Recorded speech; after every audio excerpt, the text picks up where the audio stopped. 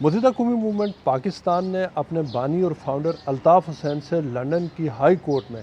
जो लंदन में अल्ताफ़ हुसैन के कंट्रोल में तकरीबन 6 प्रॉपर्टीज़ हैं जिनकी मालियत 10 मिलियन पाउंड बनती है। ये केस MQM पाकिस्तान के जो फेडरल मिनिस्टर हैं अमीनुल हक और MQM पाकिस्तान के लीडर हैं, उन्होंने ये केस अल्ताफ़ हुसैन से जीत लिया है।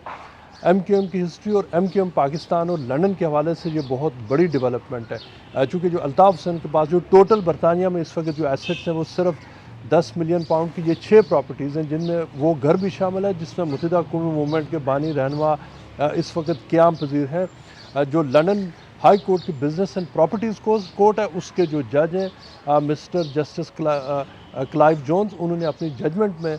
जो केस दायर किया था MQM पाकिस्तान ने, उसमें अपना फ़ैसला सुनाया है, जिसमें उन्होंने बहुत सारे अहम जो कॉन्टेंशियस इशूज़ थे MQM पाकिस्तान और MQM लंदन के दरमियान, उनको उन्होंने once and for all settle कर दिया है। अल्ताफ़ हुसैन से इस हवाले से उनका ये मौक़िफ़ है कि वो जो लंदन हाई कोर्ट का जो फ़ैसला उसके हवाले से वो अपील करने जा रहे हैं और वो इस फ़ैसले को नहीं मानते। लेकिन फ़ैसले की तफसीलात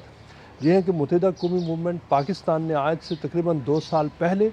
जो सैयद अमीनुल हक फेडरल मिनिस्टर फॉर जो IT हैं, उन्होंने एक केस शुरू किया था, जिस केस में उन्होंने ये दावा किया था कि जो लंदन में 6 प्रॉपर्टीज़ हैं जिनकी मालियत तकरीबन 10 मिलियन पाउंड बनती है, इंक्लूडिंग वो घर जिसमें अल्ताफ़ हुसैन रहते हैं। अमीनुल हक का ये दावा था कि ये प्रॉपर्टीज़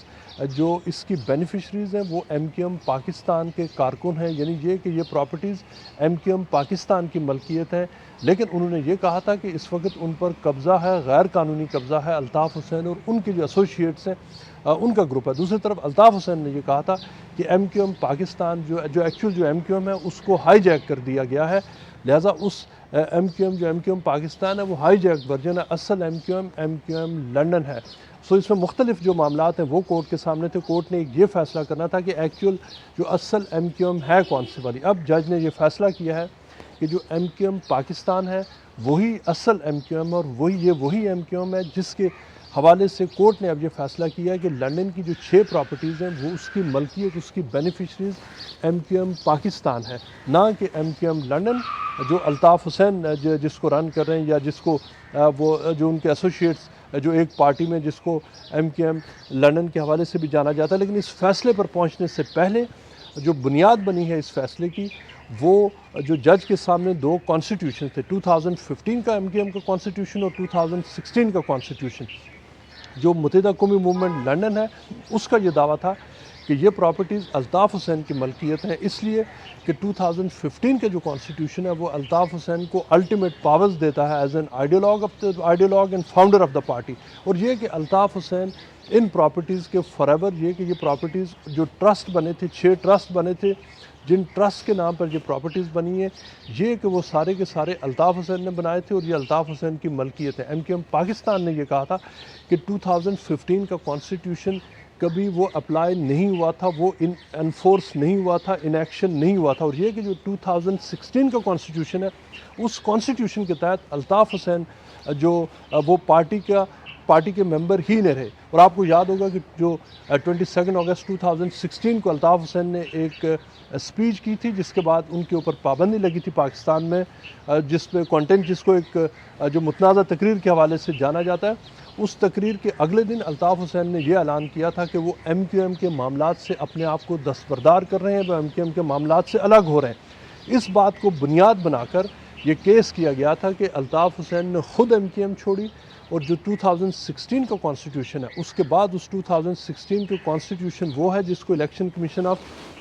पाकिस्तान में डॉक्टर फ़ारूक सत्तार ने रजिस्टर कराया था। और ये कि उस जो वो कॉन्स्टिट्यूशन है उस कॉन्स्टिट्यूशन के मुताबिक अल्ताफ़ हुसैन चूँकि MQM का हिस्सा ही नहीं रहे, उनके जो कलीग्स हैं जो लंदन में उनके साथ रहते हैं और इन प्रॉपर्टीज़ में रहते हैं वो MQM पाकिस्तान का हिस्सा नहीं रहे, लिहाजा जो असल MQM है वो MQM पाकिस्तान है। और ये कि जो लंदन की जो प्रॉपर्टीज़ हैं 6 प्रॉपर्टीज़ वो MQM के जो ट्रस्ट है उन ट्रस्ट की मलकियत है। अब जज ने यह फ़ैसला दिया है कि जो उनके सामने एविडेंस आया वो एविडेंस ज़ाहिर करता है, ये जज का कहना है कि उस एविडेंस में ये बात इस्टेब्लिश हो चुकी है, 2-3 बातें इस्टेब्लिश हो चुकी हैं। एक तो ये कि MQM पाकिस्तान ही दर हकीकत असल MQM है, ना कि MQM लंदन जिसको ब्रेक अवे फैक्शन कहा जाता है। दूसरी तरफ जज ने यह भी कहा है कि जो 2016 का कॉन्स्टिट्यूशन है वो 2016 के कॉन्स्टिट्यूशन को वैलिड कॉन्स्टिट्यूशन मानते हुए वो MQM पाकिस्तान यानी सैयद अमीनुल हक जो क्लेमेंट हैं उनकी हमायत में फ़ैसला दे रहे हैं। जज ने उसके साथ साथ ये भी कहा है कि उनके सामने जो एविडेंस रखा गया उसमें कहीं भी ये साबित नहीं होता कि जो 2015 का कॉन्स्टिट्यूशन था जिसके ऊपर अल्ताफ़ हुसैन रिलाई कर रहे थे और उनके साथ जो उनके दीगर कलीग्स थे वो जो रिलाई कर रहे थे, वो जज ने कहा कि उनके पास ऐसा एविडेंस नहीं आया जो साबित कर सके कि 2015 का जो कॉन्स्टिट्यूशन है वो वैलिड था। लिहाजा जज का ये कहना है कि उनके सामने एविडेंस की रोशनी में वो ये समझते हैं कि MQM पाकिस्तान जिस कॉन्स्टिट्यूशन को अपने केस के लिए उन्होंने एडवांस किया वो वैलिड और एप्लीकेबल कॉन्स्टिट्यूशन, और उस कॉन्स्टिट्यूशन की रूह से ही जज ने ये कहा है कि अल्ताफ़ हुसैन ने 23 अगस्त 2016 को अपने आप को पार्टी से निकाल दिया था। लिहाजा उनका पार्टी की न सिर्फ ये कि वो मेंबर नहीं है बल्कि पार्टी की जो प्रॉपर्टीज़ है इसके ऊपर भी उनका हक नहीं है। दूसरी तरफ अल्ताफ़ हुसैन ने कोर्ट को ये बताया था कि उनकी पार्टी को 22 अगस्त की स्पीच के बाद डॉक्टर फारूक सत्तार और उनके जो दीगर जो साथी हैं उन्होंने हाईजैक कर दिया था। उसके साथ साथ उन्होंने कोर्ट को ये भी बताया कि पाकिस्तान की कोट अनकोट बाज़ डार्क फोर्सेस हैं, उन डार्क फोर्सेस ने अल्ताफ़ हुसैन को जो डॉक्टर फारूक सत्तार और दीगर लोगों को उस हद तक मजबूर किया कि उनको अपने आप से डिसएसोशिएट करें। उसके साथ साथ उन्होंने अपनी जो वहाँ पर आर्गूमेंट्स थे उन्होंने पाकिस्तान की मिलिट्री इस्टेब्लिशमेंट का भी जिक्र किया और कहा कि उनको और उनके साथियों के ऊपर क्रैकडाउन किया गया, उनकी पार्टी को गैर आइनी और जबरी तरीक़ों से तोड़ा गया और ये कि उनके लिए ऐसे हालात पैदा कर दिए गए कि उनको पार्टी से कुछ अरसे के लिए अलग होना पड़ा। लेकिन उन्होंने ये कहा, कोर्ट को बताया कि उनका मौक़िफ़ ये है कि वो इससे कई बार पहले भी पार्टी को मुख्तलिफ़ औक़ात में वो छोड़ चुके हैं, लेकिन वो जब भी पार्टी को छोड़ते थे वो पार्टी में कलीग्स के कहने पर जो पार्टी के इंसिस्टेंस पर वो वापस आ जाते थे। लेकिन अब की बार उनके लिए ये वापसी का जो दरवाज़ा मुख्तलिफ उनके लिए हालात ऐसे पैदा कर दिए गए कि वो नहीं आ सके। लेकिन उसके साथ साथ उनका मौक़िफ़ ये था कि चूँकि वो आइडियोलॉग हैं, वो फाउंडर हैं,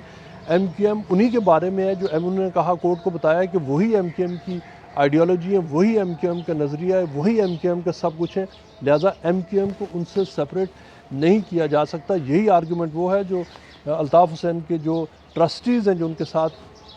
सैयद कासिम अली, मुस्तफ़ा अज़ीज़ आबादी और सुफियान अहमद जो एक्स MP हैं, उन्होंने भी कोर्ट को जो अपनी टेस्टिमनीज़ थी उसमें उन्होंने अल्ताफ़ हुसैन के मौक़िफ़ को फुली सपोर्ट किया। जबकि दूसरी तरफ MQM पाकिस्तान के केस को सपोर्ट किया जो नदीम नुसरत जो अब MQM का हिस्सा नहीं रहे, उसके अलावा डॉक्टर फारूक सत्तार, वसीम अख्तर और ये सारे वो जो लोग हैं जो एक साथ आए और उन्होंने अल्ताफ़ हुसैन के ख़िलाफ़ जो लंदन हाई कोर्ट में ट्रायल हुआ उसमें उन्होंने अपना वर्जन दिया, जिस वर्जन को अब ये कोर्ट अब एक्सेप्ट कर रही है कि डॉक्टर फारूक सत्तार के जो उस वक़्त के जो इक़दामात थे वो लीगल थे, और ये कि उन्होंने उसके बाद जो कॉन्स्टिट्यूशन जो बनाया, वो जो कॉन्स्टिट्यूशन उन्होंने इलेक्शन कमीशन ऑफ पाकिस्तान के साथ रजिस्टर किया वो वैलिड कॉन्स्टिट्यूशन है। उसके साथ साथ कोर्ट ने ये भी कहा है कि जो अल्ताफ़ हुसैन का मौक़िफ़ था कि अमीनुल हक के पास ये इख्तियार है ही नहीं कि वो उनके ख़िलाफ़ लीगल एक्शन लें प्रॉपर्टीज़ की पोजेसन के लिए। जज ने यह भी कहा कि जो MQM का 2017 का कॉन्स्टिट्यूशन है वो 17 का जो कॉन्स्टिट्यूशन है उसके मुताबिक सैयद अमीनुल हक के पास ये इख्तियार था कि वो लंदन हाई कोर्ट में वो अपना केस एडवांस करते और कोर्ट ने उसको ओब्वियसली माना। उसके साथ साथ जो ये पूरा केस है ये बेस था जो मई 2012 में एक ट्रस्ट डीड साइन की थी, जो जिस ट्रस्ट डीड के ऊपर जो सिग्नेचर्स मौजूद हैं अल्ताफ़ हुसैन के, उस कासिम अली के, उस वक़्त जो मरहूम मोहम्मद अनवर के, तारिक मीर और जो दीगर लोग थे, वो जो ट्रस्ट डीड है ये इस पूरे केस की बुनियाद थी। उस ट्रस्ट डीड में अल्ताफ़ हुसैन ने जो उस वक़्त आज से तकरीबन 12-13 साल कबल मई 2012 में उस ट्रस्ट डीड में ये लिखा गया था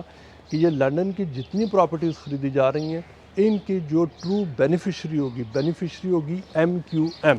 इसके अलावा उसमें कहीं पर ना सिर्फ अल्ताफ़ हुसैन का बेनिफिशरीज़ में ज़िक्र है ना किसी और का। लिहाजा वो ट्रस्ट की वो जो डीड है ओरिजिनल, उस डीड को बुनियाद बनाकर कोर्ट ने ये फ़ैसला किया है और उसमें उस ट्रस्ट की सबसे पहले कोर्ट ने डेफिनेशन ये की है कि जो MQM जिसको बेनिफिशरी लिखा गया है वो MQM पाकिस्तान है। लिहाजा अब कोर्ट ने ये फ़ैसला किया है जस्टिस क्लाइव जोन्स ने कि ये जो प्रॉपर्टीज़ हैं इसकी मलकियत सारी की सारी जो MQM पाकिस्तान की तरफ जाएगी। लेकिन ये केस यहीं पर ख़त्म नहीं होता। ये जो प्रॉपर्टीज़ का जो 10 मिलियन पाउंड्स का जो केस है इसका ये पहला जो ट्रायल है, अभी ये पहला हिस्सा उसका ट्रायल हुआ, उसके बाद कोर्ट का ये फ़ैसला आएगा। अब से चंद महीनों के बाद उसी लंदन हाई कोर्ट में इसी केस का दूसरा हिस्सा भी आना है जो सेकंड ट्रायल होगा। उस ट्रायल के दौरान कोर्ट ने ये डिटर्मिन करना है कि जो ट्रस्टीज़ थे उन ट्रस्टीज़ ने क्या अपनी ज़िम्मेदारियाँ सही तरीके से निभाईं क्या जो इन प्रॉपर्टीज़ से इनकम होती रही, क्या उन और इसके अलावा उनको जो बेचा गया, क्या जो ट्रस्टीज़ थे जिसमें अल्ताफ़ हुसैन और उनके साथी शामिल हैं, क्या उन्होंने उस पैसे को ठीक तरीके से इस्तेमाल किया। अगराज़ व मकासद थे welfare of the MQM people, जो MQM के कारकुनान हैं उनकी बहबूद का ख्याल रखना। अब कोर्ट के सामने जो फ़ैसला ये है कि कोर्ट ने अब ये देखना है कि क्या वो सारे मामला ठीक तरीके से चले। अगर कोर्ट उस हवाले से फाइंड आउट करती है कि मिस अप्रोप्रिएशन ऑफ फंड्स हुई, तो जो ट्रस्टीज़ हैं जिन्होंने उस पैसे को इस्तेमाल किया उनके लिए इसके संगीन नताइज भी हो सकते हैं।